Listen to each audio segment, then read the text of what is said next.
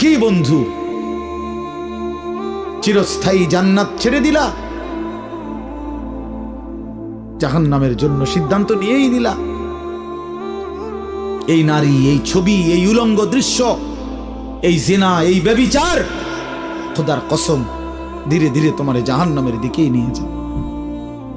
নুআল্লিহি মা তাওয়াল্লা ওয়া নুসলিহি জাহান্নাম।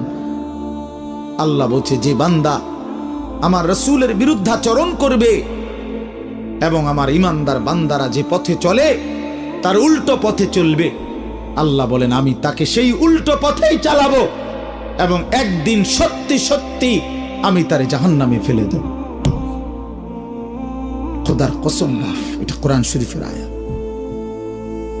আমি এই মাত্র বলে আসছি, বলছি তোমরা যারা আমার একটা কথা মনে করো বাপ, ছেলেদেরকে তোমাদেরকে বলি, বাবা সারা দিন সারা রাত